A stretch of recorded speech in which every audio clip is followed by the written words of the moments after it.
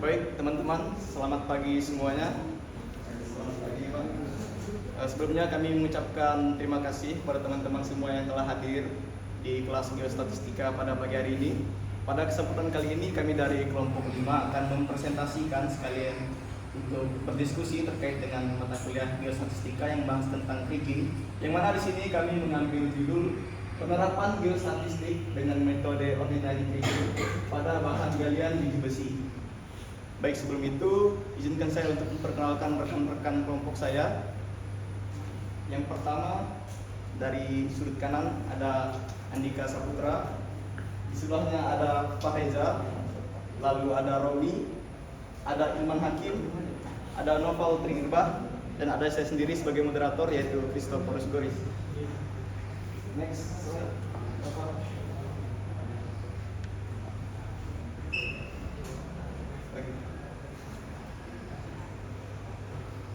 Oke, lalu ada pun pembahasan atau agenda yang akan kita bahas pada hari ini, yaitu yang pertama ada pembahasan mengenai ordinary kriging, lalu yang kedua ada data yang digunakan dalam ordinary kriging, dan yang ketiga ada perbandingan metode kriging dengan metode lainnya.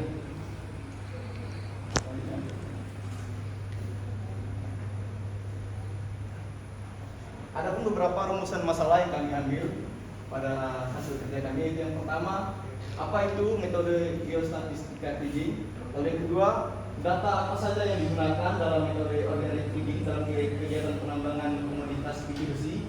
Lalu yang ketiga, bagaimana perbandingan hasil metode kriging dengan metode lainnya? Adapun tujuan penulisannya yaitu memahami metode geostatistika kriging. Lalu kedua, mengetahui data apa saja yang digunakan dalam metode ordinary kriging pada kegiatan penambangan komoditas biji besi. Lalu memahami perbandingan hasil metode kriging dengan metode lainnya. Baik, kita masuk pada pembahasan. Apa itu kriging? Jadi kriging adalah salah satu metode geostatistik yang digunakan untuk mengestimasi nilai dari sebuah titik atau blok sebagai kombinasi linear dari nilai contoh yang terdapat di sekitar titik yang diestimasi. Bobot kriging diperoleh dari hasil variasi estimasi minimum dengan memperluas penggunaan semi variogram. Selanjutnya, jadi banyak metode yang dapat digunakan dalam metode kriging. Namun pada pembahasan kali ini kami berfokus pada salah satu metode kriging, yaitu ordinary kriging.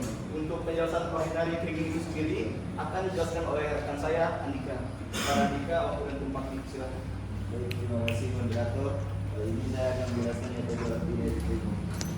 Metode ordinary kriging merupakan metode estimasi suatu perubahan ajak pada suatu titik tertentu dengan mengamati data yang sejenis di lokasi lain dengan mean data diasumsikan konstan tetapi tidak diketahui nilainya. Pada metode ordinary kriging, nilai-nilai sampel yang diketahui dijadikan kombinasi linear untuk menaksir titik-titik di sekitar daerah sampel. Baik, yang kedua yaitu metode inverse distributing atau yang disingkat IDW, yaitu salah satu teknik interpolasi yang paling umum digunakan pada suatu sebaran data sampel. Pada metode IDW diasumsikan bahwa tingkat korelasi dan kesamaan antara titik yang diperkirakan dengan data sampel adalah sebanding dengan jarak. Bobot akan berubah secara linear sebagai fungsi seperti jarak tergantung dengan jarak ke data sampel. Next. Baik, di sini pengumpulan data. Secara umum pemodelan dan perhitungan sumber daya biji besi memerlukan data-data dasar sebagai berikut. Yang pertama yaitu fotografi, data dan sebaran titik bor. Yang ketiga peta geologi meliputi morfologi, stratigrafi dan struktur geologi. Dari data-data dasar tersebut akan dihasilkan data olahan, yaitu data dasar yang diolah untuk mendapatkan model endapan biji besi. Secara 3 dimensi. Untuk selanjutnya akan dilakukan perhitungan sumber daya endapan biji besi.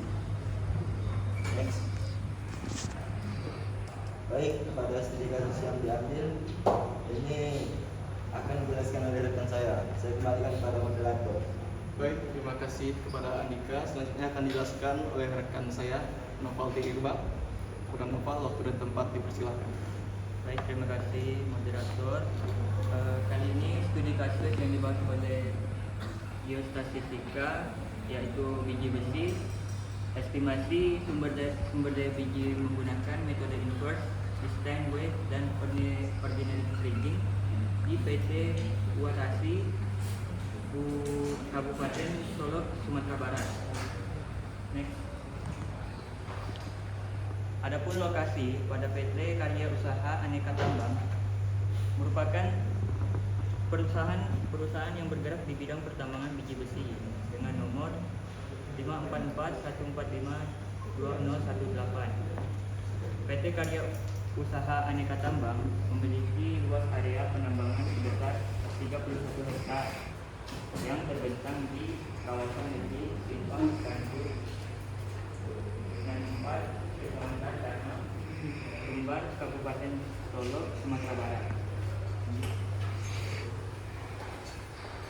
Adapun hasil penelitian yang dilakukan pada studi kasus ini memperhitungkan, yaitu diantaranya analisis statistika univarian, yang kedua ada analisis statistika bivarian, yang ketiga ada pemodelan biji besi menggunakan blok model, yang keempat analisis variogram, yang kelima metode inverse distant wave, yang keenam metode ordinary kriging, yang ketujuh validasi hasil estimasi, kedelapan yaitu validasi data assay dan data komposit, dan yang terakhir analisis penarikan sumber daya.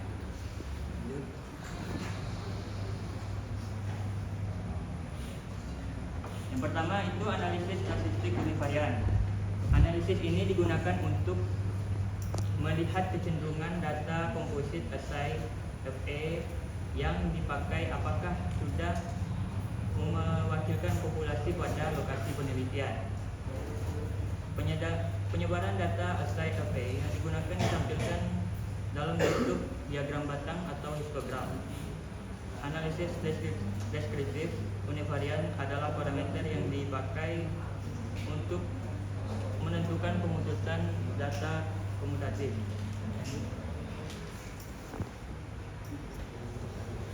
Yang berikut ini merupakan data histogram, yaitu komposit dari kadar SA. Dari diagram tersebut memperhitungkan parameter, yaitu nilai minimum, maksimum, mean, varian, standar deviasi, CV, skewness, shortlist, median, dan memiliki jumlah data sebesar 254.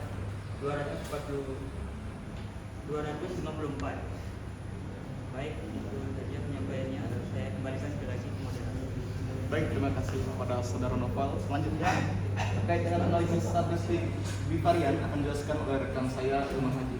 Kepada Ilman, waktu dan tempat dipersilakan. Baik, terima kasih kepada Goris. Saya akan menjelaskan analisis statistik bivarian dalam penelitian ini. Hasil dari analisis statistik bivarian berupa scatter plot atau diagram besar yang menunjukkan hubungan antara dua variabel atau populasi yang berbeda yang terletak pada lokasi yang sama. Scatter plot yang terdapat di penelitian ini berupa kedalaman dan besi, kedalaman dan silika dioksida, kedalaman dan magnesium oksida, dan kedalaman dan mangan oksida. Selanjutnya bisa dilihat scatter plot untuk mangan oksida dan magnesium oksida. Next.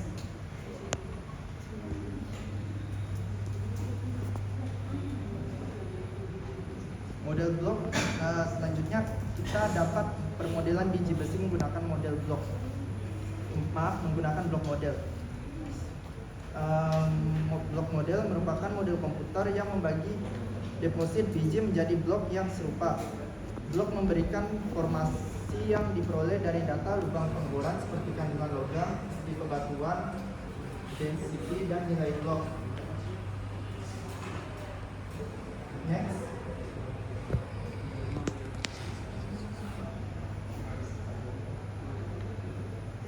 Selanjutnya kita mendapat analisis variogram. Analisis variogram menggunakan data komposit besi dengan tujuan untuk mendapatkan hubungan spesial antara sampel sehingga dapat diketahui jarak antar sampel yang masih dapat mempengaruhi atau kemelurusan kadarnya yang akan menjadi parameter untuk interpolasi kadar. Nah, untuk gambar yang bisa dilihat, gambar itu menunjukkan grafik garis dengan arah acuan dan arah model. Arah acuan adalah arah grafik yang sebenarnya dan arah model adalah grafik yang dimodelkan agar membentuk lintaran data menjadi lebih teratur. Next.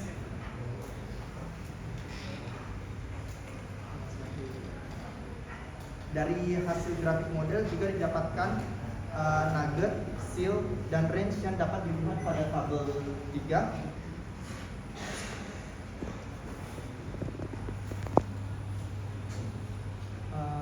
Untuk materi selanjutnya saya serahkan kepada rekan saya. Baik, terima kasih Udah Ilman. Selanjutnya mengenai metode inverse distance weight atau biasa dikenal dengan IDW akan dijelaskan oleh rekan saya Romi. Kepada Romi, waktu dan tempat dipersilahkan. Hasil blok model yang telah diestimasi menggunakan metode IDW dapat dilihat pada slide selanjutnya. Saya sebelah kiri. Nah, setelah diinterpolasi, langkah selanjutnya adalah melakukan estimasi jumlah sumber daya biji besi. Dalam estimasi sumber daya, data yang dipakai berdasarkan pada kadar Fe di dalam domain yang telah dibuat sebelumnya. Nah, dapat dilihat pada tabel bahwa kecenderungan volume terbesar ada pada range kadar 25 sampai 40% dengan total volume sebesar 86.575 meter kubik. Selanjutnya adalah metode ordinary grading atau OKA. Metode OKA ini cenderung menghasilkan taksiran blok yang lebih merata atau kurang bervariasi dibandingkan dengan kadar yang sebenarnya.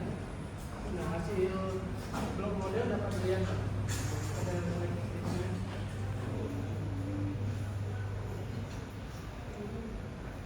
Setelah diinterpolasi, selanjutnya dilakukan estimasi jumlah sumber daya biji besi. Estimasi sumber daya dilakukan menggunakan bantuan software. Dalam estimasi sumber daya, data yang dipakai berdasarkan pada kadar Fe di dalam domain. Nah, dapat dilihat bahwa kecenderungan volume terbesar ada pada range kadar 25 sampai 40%, sama seperti sebelumnya, dengan total volume 49.750 meter kubik. Sekian dari saya. Selanjutnya saya silakan. Baik, terima kasih Romi. Selanjutnya terkait dengan validasi hasil estimasi melalui analisis yang telah dilakukan sebelumnya, maka di sini akan dijelaskan oleh rekan saya Fareza. Kepada Fareza, waktu tempat dipersilakan. Baiklah, selanjutnya saya akan menjelaskan mengenai validasi hasil estimasi. Nah, di sini validasi meliputi metode composite downhole, metode IDW, dan metode ordinary grading. Nah, perbandingan hasil estimasi dapat dilihat pada tabel sebelah kiri dan pada gambar sebelah kanan. Dari hasil estimasi di atas dapat dilihat bahwasanya hasil dari estimasi menggunakan metode IDW mendapatkan hasil yang lebih besar dibandingkan dengan metode ordinary grading, dan metode IDW lebih mendekati hasil dari data komposit. Next. Selanjutnya ialah validasi data asai dan data komposit. Nah, dari hasil pengecekan dan pengompokan data asai diketahui dari 11 titik bor. Di lokasi penelitian terdapat 211 data dari kadar Fe atau besi. Nah, keseluruhan data kadar ini lalu dikompositkan dengan interval 1 meter sehingga menjadi 254 sampel kadar besi yang telah dikomposit. Ini adalah gambar domain untuk ore body pada batas kadar besi. Next. Selanjutnya adalah analisis penarikan sumber daya. Dalam penelitian ini, metode perhitungan sumber daya berdasarkan jumlah blok model dihasilkan pada masing-masing model metode estimasi. COG yang dipakai adalah sebesar 25% kadar Fe dengan densitas biji besi di lokasi penelitian adalah 3,8 ton per meter kubik. Nah, dari hasil taksiran sumber daya dengan metode IDW didapat hasil sumber daya sebesar 137.925 meter kubik atau setara 524.115 ton dengan rata-rata kadar 37,50%. Sedangkan pada metode ordinary kriging jumlah sumber daya sebesar 76.050 meter kubik atau 288.990 ton dengan rata-rata kadar sebesar 37,50%. Nah, berdasarkan taksiran di atas, tampak bahwa metode IDW memiliki taksiran volume yang lebih besar dibandingkan dengan metode ordinary kriging. Hal ini dikarenakan metode estimasi ordinary kriging menerapkan sistem pemerataan kadar yang mana hasil yang diperoleh kurang bervariatif. Jadi berdasarkan hasil analisis validasi yang telah dilakukan, maka diperoleh bahwa metode IDW lebih cocok diterapkan di lokasi penelitian. Didukung pula dengan jumlah volume dari metode IDW yang memiliki volume hasil taksiran yang paling mendekati nilai komposit. Nah, jadi selanjutnya ialah kesimpulan dari studi kasus ini, yaitu yang pertama dari hasil blok model estimasi metode IDW dan ordinary kriging dapat diketahui bahwasanya bentuk sebaran endapan biji besi di lokasi ini yaitu berbentuk bongkahan atau boulder. Lalu blok model hasil estimasi metode IDW diperoleh jumlah dari seluruh sumber daya yaitu 524.115 ton dengan volume 137.925 meter kubik dan rata-rata kadar besi sebesar 37,50%. Dan untuk blok model hasil estimasi metode ordinary kriging diperoleh jumlah dari sumber daya yaitu 288.990 ton dengan volume 76.050 meter kubik dan rata-rata kadar Fe sebesar 37,50%. Baik, sekian presentasi.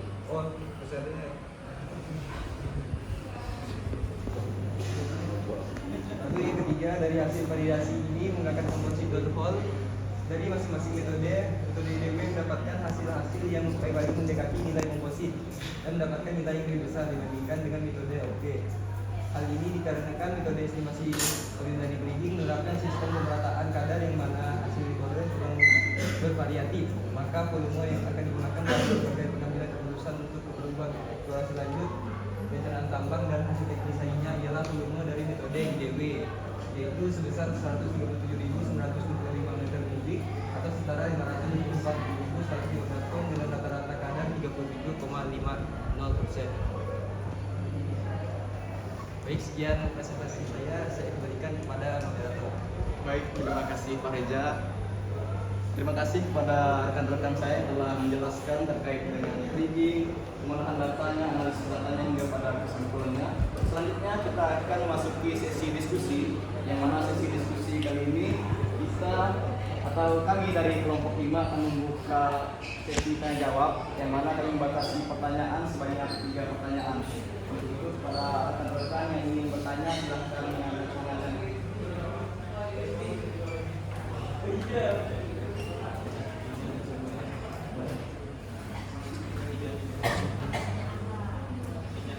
Dari saudara Padul, silakan.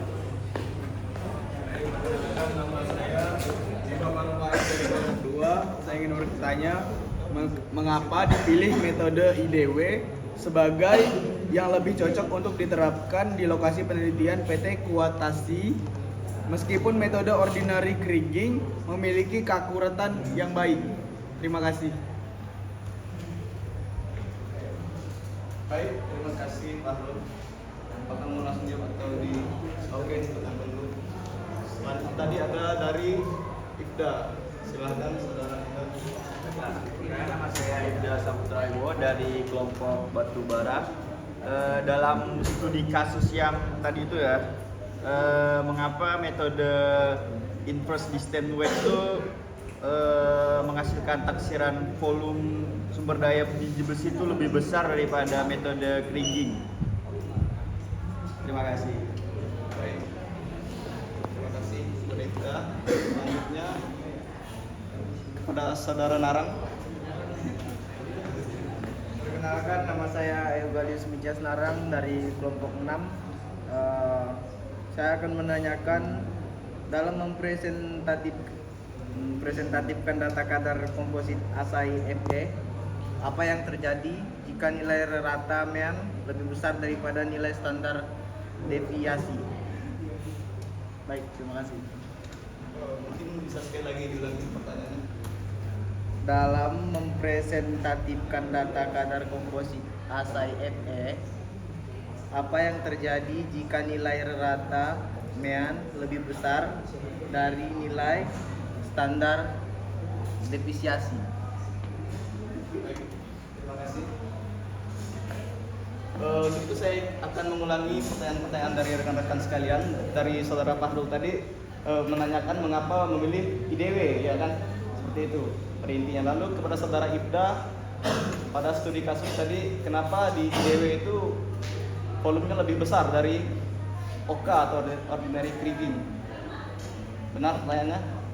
Lalu kepada saudara Narang tadi bertanya terkait dengan parameter yang dipakai tadi dalam analisis statistik univarian, ya kan? Mengapa, apa sebabnya, apa yang terjadi apabila MEAN lebih besar dari standar deviasi, seperti itu kan? Oke, untuk itu kami izin untuk berdiskusi terkait dengan pertanyaan-pertanyaan yang telah disampaikan oleh rekan-rekan sekalian.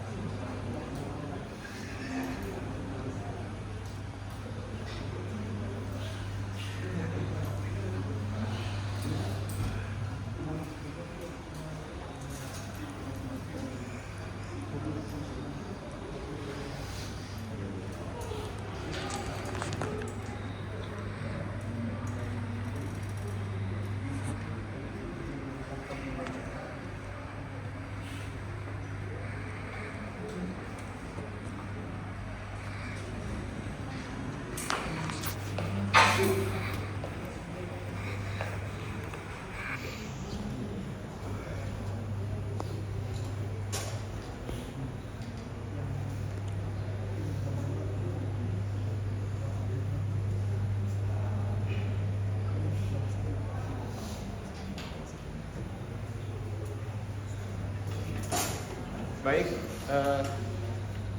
terima kasih atas waktu yang telah diberikan pada kelompok kami untuk diskusi. Untuk itu yang pertama, pertanyaan dari Saudara Fahrul akan dijawab oleh rekan kami. Silakan.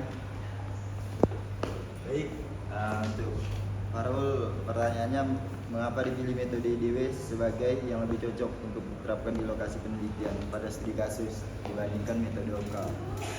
Walaupun metode OK memiliki keakuratan yang baik. Benar kan Farul pertanyaan? Walaupun metode OK memiliki akurat yang baik, namun metode IDW dipilih itu karena hasil analisis validasi menunjukkan taksiran volume dari IDW lebih mendekati nilai komposit dan lebih bervariatif. Selain itu, metode IDW juga merupakan pendekatan yang lebih mudah diinterpretasikan dan dapat digunakan dalam berbagai pengambilan keputusan untuk kebutuhan eksplorasi lanjut, perencanaan tambang dan hal teknis lainnya. Apakah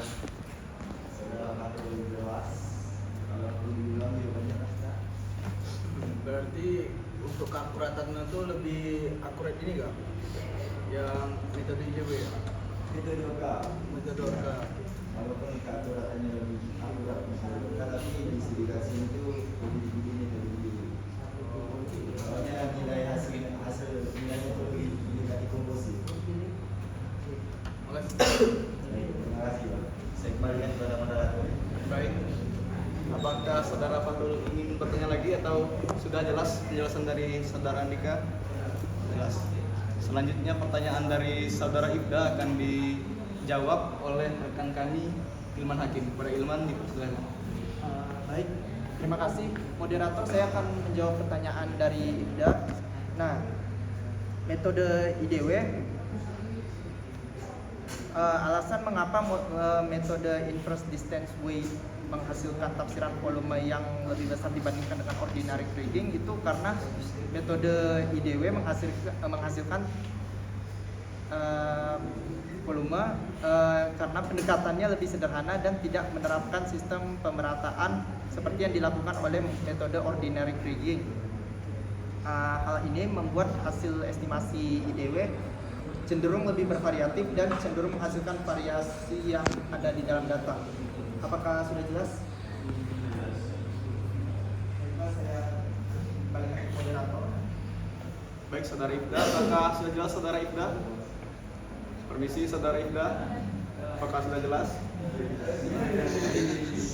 Terima kasih. Selanjutnya pertanyaan dari Saudara Narang akan dijawab oleh rekan kami Romi. Pada Romi, dipersilakan. Saya akan menjawab pertanyaan dari Narang. Jika nilai rata lebih besar daripada nilai standar deviasi, hal ini menunjukkan bahwa nilai rata data kadar komposit SIFM mewakili dari seluruh data, atau juga ditafsirkan bahwa penyimpangan data atau standar deviasi tidak mempengaruhi distribusi kadar komposit FE yang ada, karena jarak antar data. Mohon maaf, sebelumnya Saudara Romi, mungkin volume suaranya bisa sedikit dibesarkan. Silakan. Baik, saya ulangi.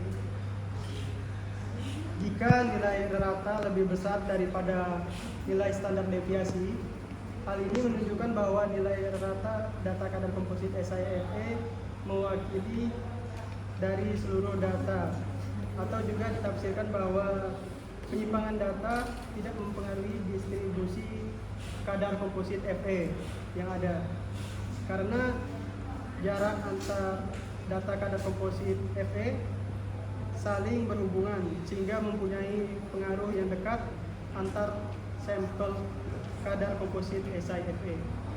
Apakah sudah jelas? Baik, Saudara Narang, apakah sudah jelas?